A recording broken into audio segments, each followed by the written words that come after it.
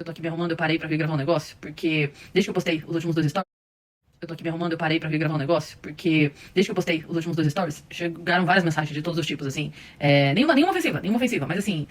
Ah, você esperou ele falar pra saber se era verdade ou não? Ah, que sorte que ele tinha os negócios. Ah, enfim, alguns comentários.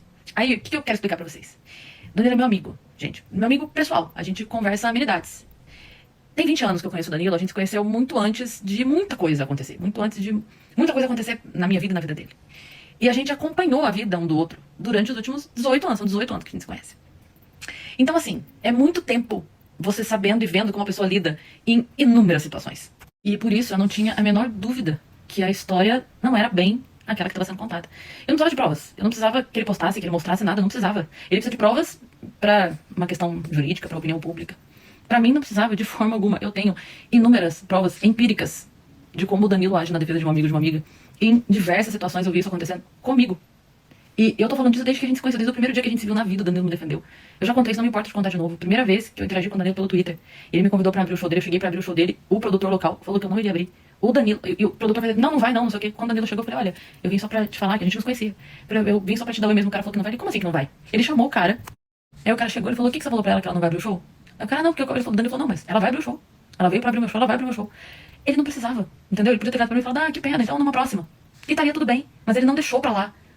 Entende? A gente não era amigo, a gente era conhecido de Twitter na época. Numa outra vez que eu fui abrir o show dele, aí a gente tinha se conhecido pessoalmente já, mas, de novo, ainda não éramos amigos. A gente só se conhecia. Cheguei pra abrir o show dele uma outra vez, e aí eu abri o show, no final do show, veio uma jornalista no final, e aí ele começou a perguntar pra ele, o que você acha de Mulher na Comédia? Você acha legal Mulher na Comédia? Aí ele falou, você tava aí no show? Ela falou, tava. Ele falou, você viu que ela abriu meu show? Ela falou, ele falou, então por que você não aproveita e entrevista ela? Já que você quer falar tanto de humor feminino, valoriza o humor feminino, tá aqui, ó.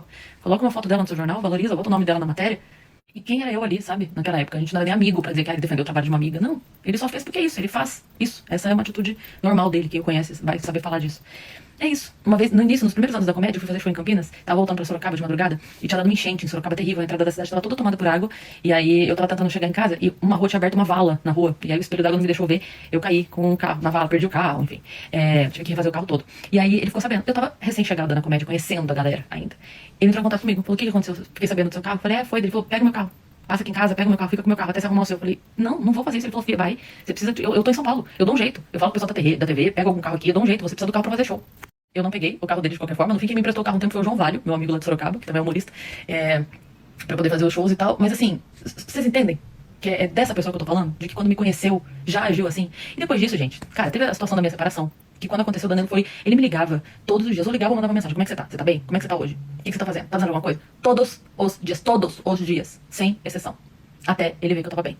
Todos os dias. Ele foi uma das primeiras pessoas que se posicionou firmemente do meu lado. Pra não deixar brecha. Sabe? De achar que, não, ele falou, não, no meu bar não pisa mais, no meu programa não pisa mais. E aí isso pronto, acabou. Tipo, se posicionou de uma maneira muito firme. Sabe? E aí, depois disso. Cara, foram inúmeras vezes. Quantas vezes eu, sei lá, com alguma dúvida, alguma inquietação profissional, ligo, grito pra ele, cara, tá podendo conversar? Passa aqui no bar. Vou aí no seu camarim. Vou, sei aonde. Quantas vezes, cara? Quando a gente foi criar o Vênus, a gente foi fazer uma lista de nomes, né?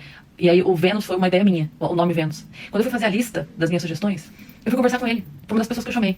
Falei, cara, me ajuda a pensar uns nomes aí. Aí ele para, o que ele tá fazendo. Fala, entende? Um cara que tem programa, show, tava gravando filme na época, fazendo o livro dele, lançando quadrinhos. Para, porque é a doida daqueles pais, porque é ideia de nome. Entende? É esse cara que dá atenção, que dá ouvido, que para, que presta atenção, que valoriza até as nossas bobagens. Eu fui no programa dele tem 20 dias mais ou menos. Aí eu gravei o programa dele, que eu fui pra divulgar o lançamento do Melhor Versão. E ele, como sempre, muito atento, muito generoso, falou, vamos lá, pra você divulgar. Beleza. Aí eu fui gravei. Dia seguinte, cara, muito obrigada pela oportunidade. Valeu pelo espaço e tal. E aí, tava falando com meu amigo, com quem eu falo tudo. Falei, nossa, eu fiquei tão incomodada com a maquiagem, cara. Eu achei que ficou muito marcado. Achei que, sei lá, ficou estranho. Eu não gostei disso aqui. Aí ele, sério, mas eu tava ali na tua frente. Eu não tinha nada errado. Não, acho que na TV não ficou legal, sei lá. Eu tava ali conversando com ele, tá? Ele percebeu que eu fiquei incomodada com o resultado da maquiagem. Pois ele ficou o dia inteiro, assim, assiste lá de novo, dá uma olhada, tem ninguém no comentário falando nada, por que você tá incomodada? Não, peraí, você ficou incomodada, tem um aplicativo aqui, dá uma olhada, vê se você baixa o vídeo, bota esse efeito aqui, dá isso aqui. Ele ficou tentando resolver o meu incômodo com a maquiagem. Entende? Um homem extremamente ocupado ficou durante um dia inteiro ali, ó, ia voltar a conversar comigo, mandar mensagem, você assistiu? Você achou? Ficou muito ruim? Você gostou? Você, não sei o quê, baixa o aplicativo, tenta fazer desse jeito, aí você aqui, ó. Aí você vai me dizer que essa pessoa, que, com uma amiga, que reclamou da maquiagem, ele não sossegou até ele ver que eu falei, não, tá tudo bem, eu assisti de novo, acho que foi só na hora que eu tivesse impressão, tá tudo bem. Ele não sossegou enquanto ele não viu que eu tava bem. Aí você vai me dizer que essa pessoa ia ignorar algo tão sério, tão grave como uma amiga? Você entende que não bate? Não bate. É por isso que pra mim não precisava de prova nenhuma. Porque pra mim não faria o menor sentido ele agir dessa forma, porque não seria ele. Não seria ele. Eu ia falar, não, mas tava com febre interna. Se ele tivesse agido de outra forma, não era ele. Aí vocês podem falar assim, ah, Cris, mas não podia ter acontecido.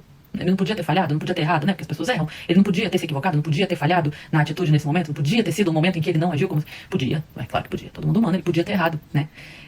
Ia ser muito estranho, porque é a atitude condizente de uma vida, pra do nada ele agir de outra forma. Então a gente ia achar bem fora da casinha e os amigos iam mandar internar, porque tá lelé. Mas, né? Então todo mundo é inocente até que se prove o contrário. Mas é que, no caso do Danilo, ele é sempre culpado até que se prove inocente. Uma pessoa que tá acostumada a viver apanhando de todos os lados, aprende, né, a se proteger. E graças a Deus ele estava bem protegido, porque ele tá acostumado a precisar disso. Mas pra mim, realmente não precisava.